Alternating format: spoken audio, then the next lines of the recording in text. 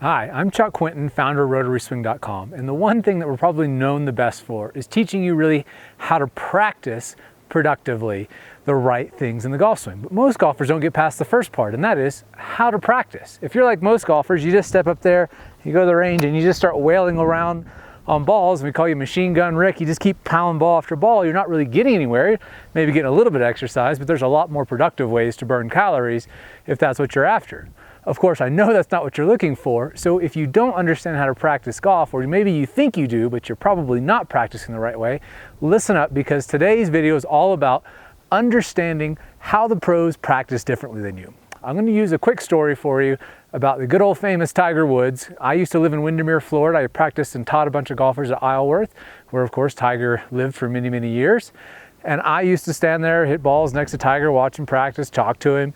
And one of the things that blew me away many, many years ago when he was making big changes to his swing was how he practiced. And this was one of the most profound things that I learned more than a decade ago from watching Tiger practice. So, for 45 minutes one day, while he was making a change in his takeaway, I watched him do literally nothing but this.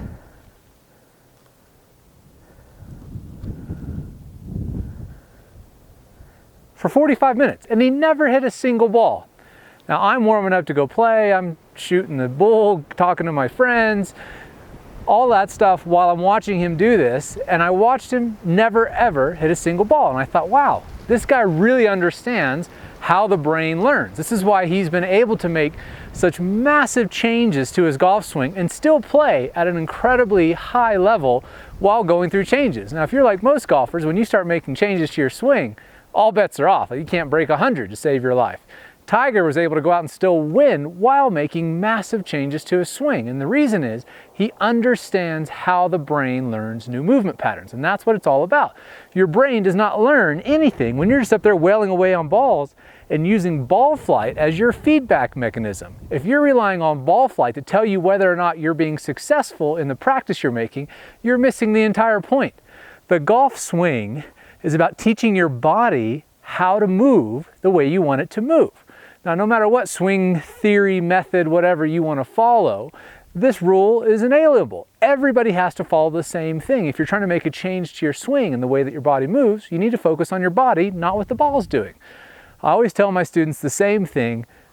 Fixing ball flight's the easy part. When your body's moving the right way, the ball and the club are going to start doing what we want them to do. But if your body's not moving correctly, you're never going to consistently get the ball to do what you want it to do. So if you're just out there wailing away at balls, you're missing everything. You're never ever going to get any better. When you're practicing, I tell all my students the same thing.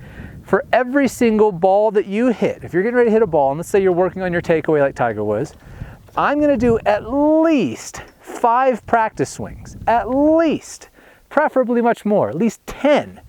Doing the same thing, working on the feel of what it is I'm trying to do in my swing. And I'm going to check it each time. I'm not just doing this for practice. I'm feeling and looking, if I have a camera or a mirror, at what I'm doing. Is the club where I want? Is my body doing what I want it to do? And then once I have that locked in and I've done enough repetition, then I'll worry about hitting a ball. And then I won't even care whether or not that ball did what I wanted it to do, because what I'm working on is a movement. I'm changing my takeaway in this example. So I'm going to look at the ball I just hit on video. Video never lies. And I'm going to see, oh, well, my practice swing was here, but the club went a little bit inside on my real swing. That's a problem.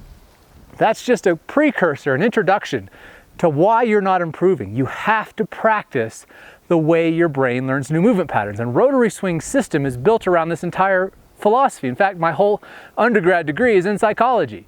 I partnered with Dan Coyle, who wrote the book, The Talent Code, who I used the material in his book that he used to study how these golfers come from Korea, these LPGA golfers, and how they became so great, and these Russian tennis players and South American soccer players. They all practice in a very specific way, and that's what you need to understand if you want to get good at golf. So today's bonus video is all about understanding how the brain learns new movement patterns. It's going to change everything you do, not just practicing golf, but learning anything new in your life. So take a look at this bonus video, make sure you click subscribe and click the little bell next to it, and you'll get notifications every time we put out a new video.